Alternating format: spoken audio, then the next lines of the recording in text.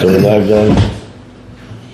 Welcome again, my friends, to another episode of Real Gym here in Ski Boost Gym, coming together for some talking about what's going on in our lifting scene. So anything new with you there, Donnie, that you'd like to bring to us? Things are looking good for the pro days that I'm working on with Hodge. Okay. We contacted, we got a real good agent, one of the top in the game, and they're working on some pro workouts and some pro days. Excellent, so, man. That's a good I'd love to see for the kid, because I see how strong this kid is, how dedicated he is, and the character he is. And I'll tell you something, man, it's just like you want to see somebody like that make it. Yeah, he just needed that opportunity, and hopefully he gets his opportunity and makes. Maybe somebody out there is going to see this and give us a shot out there. That's right. So that's a positive thing. But anything else new you got planned with your gym? I know you that you were going to do some construction upstairs. You said you're doing something for the summertime. Yeah, we're going to poke in some more windows. I got another big surprise coming, but I don't want to reveal it yet. Okay. And but it's going to be a very good addition. Okay. To the gym, and then we get these events going. All right. It's going to be really good. Okay. One of the first ones we're talking about is we like to give a shout out to our girl Kathy Sodasani that's running the WNPF contest, which is happening very shortly, February 25th. 25th. Mm-hmm. And we've, in our place and Donnie's place, trying to develop some more women powerlifters. And everybody benefits from it, whether it's just general fitness or you want to compete. Right. But I think it's going to be outstanding meet. And I'm looking forward to the one coming up after that, or actually a seminar, or as I call it, a camp, where we have Andrei Milenichev coming to my place and Donnie's place too. And the purpose of that is because Donnie has an excellent facility that has such a myriad of tools for training. And I have different tools for training as far as like with powerlifting. And I think between a combination of the two, the people are going to really enjoy what we put together for you. Get more bang for your buck with both facilities. You know? Right. It's nothing, no stones unturned. So, yeah. Because, you even have, I hope maybe down the line we do something with strongman stuff at your place too, because we have connections with Konstantin Janishua and Georgie Gogoli, which is another person from All Strongman. And you have tires, you have the outside, you have the waterfront. We could really have a great day. Yeah, that was the original plan initially when I got on the waterfront, was to do some strongman competitions. That's why I got all the stuff there. Right. All the equipment. But it's they're like powerlifters. They're a real unique population of guys. Right. So they're not in every community running around. Right. Especially elite guys. Right. So it's to get them together for a competition. You really gotta put the work in. But yeah, that is the plan. Well, I just keep seeing like all the stuff you keep adding, like growing as far as equipment and stuff like that. And it's nice to have a large facility like that. I'm limited because I only have like 2,500 square feet until I expand or do whatever we're going to do. Right. But I look forward to the day. Trying to convince him to come over into to the spot. I would love to do that. Be honest with you. You know that if there's a way we could do it. I don't have a problem whatsoever. Yeah, I think we got to join forces all the way. Well, we were put together for a reason. Let's see what we can do with it. Especially with him, Donnie, with your connection with working with speed athletes and just general athletes, it would really be a positive thing. Yeah, I'm getting. I trained a lot of professional basketball players. A few pro football players, but basketball was like predominantly through Larry Marshall. We would get tons and tons of guys going into the pros. Right. And I'm looking to rev that back up again. I've also seen you do a lot with youth. That's the key. I like to lay the foundation. Right. And get them. You lay the basic foundation with the strength and conditioning. And applicable. Right. To age and how we bring them along. but also with the martial arts, with the boxing, with the wrestling, to build their self-confidence. Get them. That's very important. To build a certain individual so that they're free to be their true self. You know what I mean? When you're able to train a certain way physically, it builds a certain confidence in young people, I find, and that makes them better students and better people as far as the community is concerned. Right. No, I totally agree with you. That's the whole thing we're striving at, and I think we've done it with our children, and we're passing it on to other kids too. And it's, that's to me the most important thing. What we both do, like I was saying in the last post, what you gave to me, and I pay it forward, and my community gave to me, I try to pay it forward. But the key is the kids. We look at our society as a whole. It was just the big shooting and 300 mass shootings in the United States this past year. Amazing. That's crazy. That was unheard of, a few years ago. Right. But with, that's one of the negatives about social media. People want to be overnight, want infamy or fame, So, I'm upset, Me Too society, so I'm going to go shoot up the whole schoolyard of kids that have nothing to do with why I'm upset. You know what I mean? It's you had one today, or yesterday, last night. Yeah, that's what I'm talking about. In Florida or something? Yeah, in Florida. The guy's not even in school anymore, but, it needs... you look at a social media post with all the guns and shot the neighbor's dog, and why is he like that? Why are we producing individuals like that? Because everybody's isolated. Nobody's forced to socialize. So I'm on my iPad. Even when I communicate with kids, I'm typing. So, when you speak to somebody, you feel the inflection in the voice. You can say one thing, and now they have the emojis, but that really isn't a true representation of my emotion. Right. I remember a long time ago when they had the sky pages. I was in the music industry, and I typed something to a comrade of mine, a business partner, and he took it the wrong way. Right. He thought I was angry because it was a text. So when I got on the phone with him, when he texted back to me, I drove from Jersey to New York to the Bronx just to confront him, right. This is, you misinterpreted what I was texting, and you took it out of context. And that's the problem with, social media, with texting and the way we communicate now, especially with kids. That's all they know. Like I was saying before, I used to write a note in the classroom and pass it to a girl, or, now, you don't have, if you do something on social media, the whole world, it's exposed to the whole world.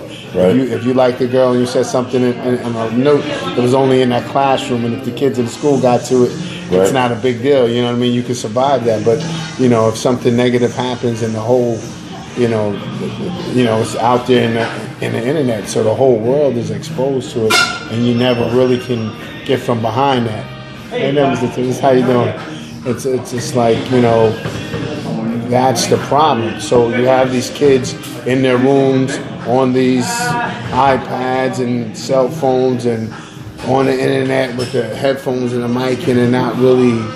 Well, see, that's one thing burns my ass, and I'll tell you something right off the bat. I don't know how your feeling is with it, but I mean, like, if I have a bunch of guys that I'm doing with, training for powerlifting and so forth, I'll be damned if they think you're going to be doing that crap when I'm working with them.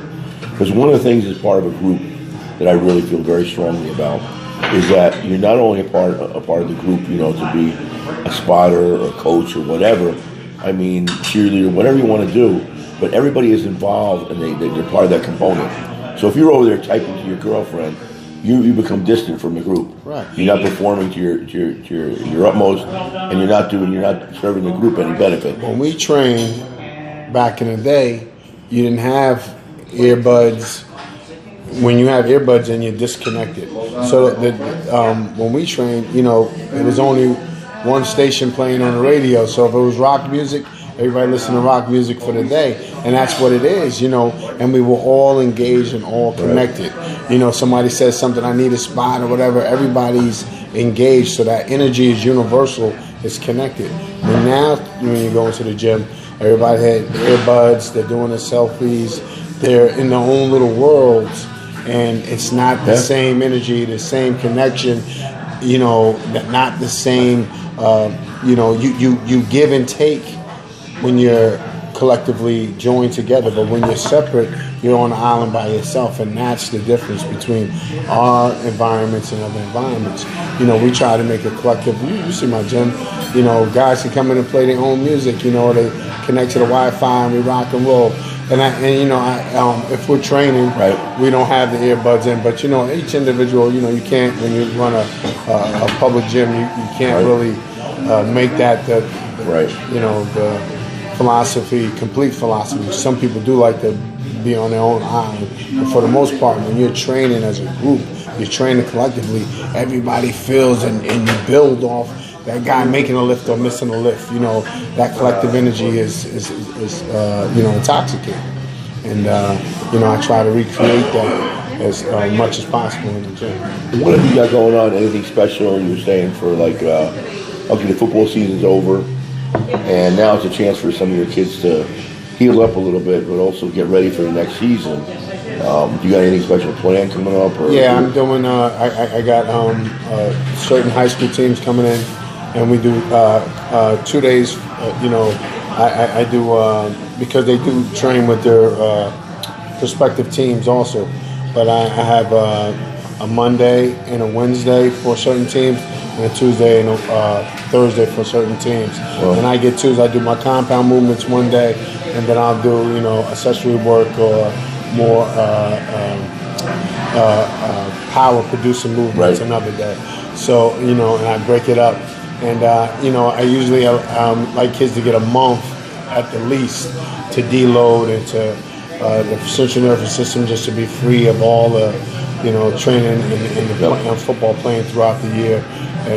Throughout the past season, and about a month and a half, and then we get back to rock and roll, and I dial them in, and then we get into the next season. If you're going to tell because a lot of times I have a lot of kids just come into the gym and stuff like that, and like I said, you do work a lot of football players and wrestlers and such. Is there any key exercise that you really see them doing more than any other thing to really build their? I think the most important exercise on the planet, the most important exercise is the deadlift, the conventional deadlift. It's sport specific. It's your jumping position. You know what I mean? It's your athletic position in every sport. You know what I mean? From linebacker, running back, even 3-point stance, soccer, it's your goalie, set position. It's your football ready. I think that's the most important lift in the world is the lift. And the thing about the deadlift that's unique to the other power lifts, with a bench, with a squat, there's a down and up. Right. You know what I mean? So you can utilize momentum or stretch reflex. But with the deadlift, it's just you against gravity. It's you dialing in, building that kinetic energy against the bar tight, and exploding through the movement. You know what I mean? So, it's you against gravity. So you have to break inertia. There's no momentum. You can't produce any momentum. It's just you from a static point and exploding. So to me, that's what separates it. It's the only true lift in the world. You know what I mean? I believe. No. And you against gravity. You picking something up. You know what I mean? And I'm seeing more and more of that. I mean, they're really starting to emphasize that again. A lot of coaches, they think the squat is more important. I disagree. I think the deadlift is most important. They all work. It's your posterior chain with both, but different prime movers. So, for me, dad's a king. If you can do it, if you only could do one exercise for the rest of your life, I would say deadlift. Yeah, because we're talking about overall power development and such. Look, you can't even with gear. Right. That's the only gear that you really can't. It's not really going to help you as much. You have a bench shirt or even your suit for squatting, you get assistance, but really you can't. You're not really getting much out of a suit when you pull. Think about that. Yeah, you're right. So it's the only because there's no stretch reflex. There's no down and up. Do you work with any? Let's see. I guess baseball players coming up soon or what?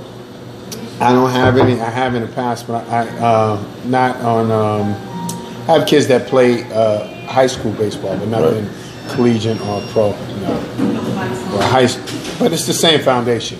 Across all sports, it's the same foundation. You lay the same foundation, and then to get strong and powerful, and then you get more specific as the months go, and you start dialing into the sport or into the season. You get accessory work that's going to be more sport specific, but the same foundation across the board. You only can get strong one way. You only can produce power one. It's only a certain path to that. You know what I mean? Like people, it's just like this. I equate it to learning how to walk. You only learn how to walk one way. One way. You learn how to run one way. You understand what I'm saying? Like, as you can fine tune it. You know what I mean? Everybody has a little variation, but you learn one way, and that's the same with getting strong. So I laugh when all of these guys, or it amuses me when everybody has the new this or the new that, and right. And they got kids doing this, and it's just it's a lot of bullshit. And the thing is, like I tell people, getting strong is boring. Right. You know what I mean? A lot of stuff we do is just to alleviate boredom. You know what I mean? A lot of things we throw is just to, back in the day, motherfuckers, all they did is dead, squat, and the bench. Now listen, it almost gave me like a segue to get into this section right now. And one of the things I just wanted to find and just tell you about was that I see a lot of people starting to use slingshots and so forth. And I found out one from benchdaddy.com I'm just so gung-ho about. And everybody has different feelings about using different kinds of equipment to aid your bench press. But me, I need something at the point because I'm coming back from an injury. And this thing is called, it's a bench apparatus. And I know some of you guys have seen it before. And I'm trying to bring it more into even strength training, because what it does, it allows to push back certain inhibitor mechanisms within the body that limit us to do certain kind of weights. And for example, because I blew both my shoulders and my tricep out, everything is still pretty fresh in there, and it hasn't been like really pushed that hard. So this allows me to try and push a little bit harder, and my weights are coming up a lot quicker. So it's something that I really, really enjoy doing. And I think that anybody tries it, it sets a new personal record, even if it's just with this thing. It's a really great tool. And basically, just to show you what it is, it's work on the arms, either single or double ply. I don't know how many guys have seen this kind of stuff yet, and you can simply bench press with it. But I'll tell you something, it's helped my bench come back, protected my shoulders, and we do it for close grips and several other exercises. And I think it's just a nice little tool that, for those of you that aren't exactly in up with everything going on, find out about it. All right, a couple companies make it, and one is a Slingshot, and this one's called Mark Bell. One makes it by Titan. I don't remember the name of that one. Ram, and then this one, of course, is made by Bench Daddy. That's the first one I've seen with the single and double ply built right in. Right. Usually, with I think Mark Bell, you buy different slingshots. Right. And Mike Womack, I think he benches something, I'm saying like 1,100 pounds or something crazy. I mean, so that's just another tool along the way. And every now and then I'm going to throw different things at you, because I try and stay up with what's going on, anything that can aid us in our game to become stronger. I feel as we age, we need more assistance. Things like you said, we have these tendons. Yeah, but you stay very raw. You don't do anything. I try. For me, early on, I used straps before, right? And I pulled a whole bunch of weight one time, and I forget who it was. It wasn't you, but somebody told me. I forget who it was. They said if you can't hold it, you shouldn't be lifting it. And I thought about it. I'm like, damn, what good is it having 1,000?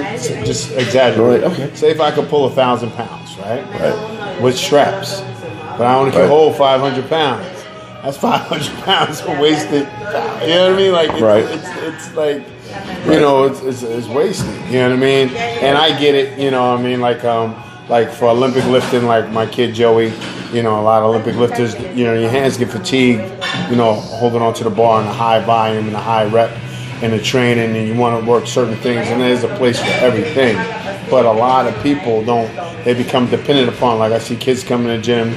They're not competitive power lifters or bodybuilders, but they're just training, and they have the straps on from start to finish. They have the wraps on from start to finish, And to me, you're not building connective tissue. You're not working your grip, and they wonder why they can't, you know. What do you do to work your grip besides probably having these freaking hands? But you know, deads. You know what I mean? Deads, heavy shrugs, and you know, just grabbing onto the goddamn bar. You know, it's just simple for me. You know, and I used to crush a walnut like this. With two fingers. Yeah, my older brother. He and I used to always have little competitions, strength competitions. You know, we would arm wrestle. And I remember one time, you know how you crush a walnut with 2 walnuts. I would just take them and crush them between 2 fingers. And then also I used to wash dishes. And my wife stopped me from washing dishes because I would just be washing a dish and it would just crumble in my hands. You know, you don't realize how strong you are, and how powerful you are. But they just used to break in my hands, and that's how strong I was when I was young. I was a lot bigger, a lot stronger, but yeah, you know. And when I was young, you know, after the time I was with you guys, I think it was for about 10 years straight, I never missed a day in the gym.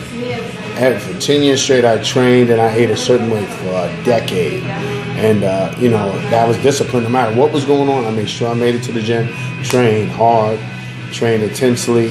And you know, I owe that you know, how I feel and how I am now to the discipline that I laid back then. And I didn't drink soda for 10 years. I didn't eat chocolate or candy for 10 years. Wow. You know, not that I was just such a clean eater, but, you know, I had adult acne, you know what I mean? And to prevent that from happening, I found that, you know, and, you know, that was another thing when I got adult acne, you know, the thing that it's your diet, you can control it with your diet. You can go to every doctor in the world, they'll treat the symptoms, but actually, you know, I read certain books and it was your diet is, you know, what produces the excess testosterone, you know, and the whatever, and lifting, you know, lifting hard and intensity is like natural steroids. So you utilizing that extra testosterone and just tweak your diet and then clear skin. He is like a baby here. But yeah, you know, that's what, you know, you just got to look and research stuff. You know what I mean? Everything is accessible to us now, especially now. Like I always said, we have to travel to the library, dig to the card catalog to find a book. Now you can Google. I just Google anything. Yep. I fuck with Google all the time. I say, why do we exist? Why is there existence? What is the purpose of existence? Crazy questions like that. You know what I mean? You know? Are we AI? You know, artificial intelligence. You know. I love to listen to Alan Watts. You know what I mean? I remember he was a British philosopher. Wow. Yeah, he's the man. You and we share a lot of common ones. Now, what is about the book you talked about the other day? I want to Science of Mind by Ernest Holmes. I want to take a look at that. That was one of the first books my father gave me that helped me open my perspective on a lot of things. Wow. But I mean, you know, and I would always read books and I would try to forget the authors because I never wanted to be this written by that. You know, it created a certain air about certain things. You know, wow. I never wanted to feel like I always wanted to be humble. So people would ask me certain things. I'm like, well, you know, you try to forget to grow. You know what I mean? Like, it's not about, because I would go in certain environments and people would be like, oh, have you read this by so-and-so, or this by that, or quote this from that. And they had an air about them. Like, you know, when you walk up to a garbage guy, you know, certain books, I remember a truck driver gave me, I met a truck driver, he gave me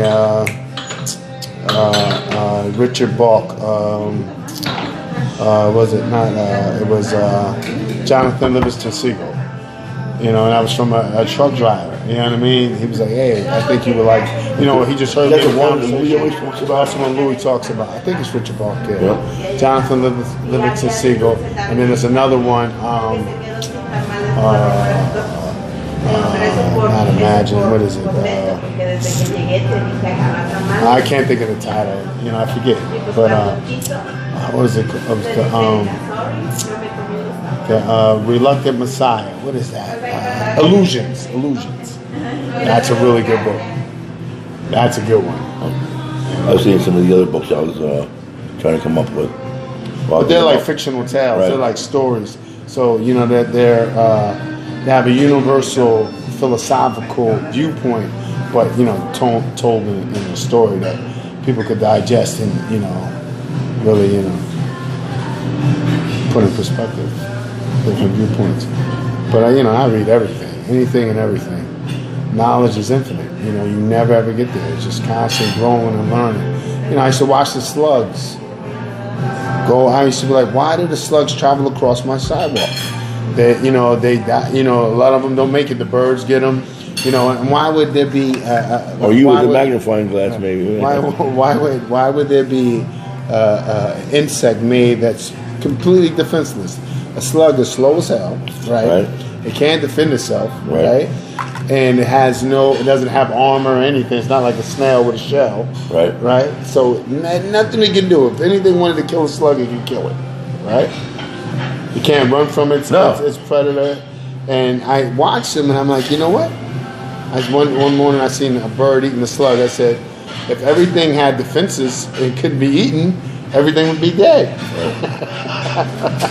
They're slugs because they have to be food for something. And then I'll eat the bird.